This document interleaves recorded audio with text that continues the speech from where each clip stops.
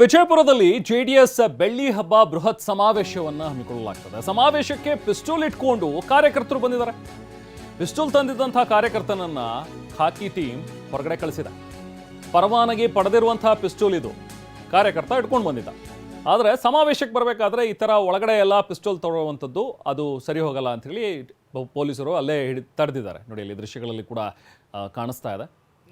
ಸೊಂಟದ ಭಾಗದಲ್ಲಿ ನೋಡಿ, ಅಲ್ಲಿ ಒಂದು ಕಾಣಿಸ್ತಾ ಇದೆ ನೋಡಿ, ಬ್ಲ್ಯಾಕ್ ಕಲರ್ ಆ ಪೌಚ್ ಇದೆಯಲ್ಲ, ಪೊಲೀಸರು ಹಾಕೋತಾರಲ್ಲ ಅದೇ ಥರದ ಪೌಚ್ ಆತ ಕೂಡ ಹಾಕ್ಕೊಂಡು ಬಂದಿದ್ದ.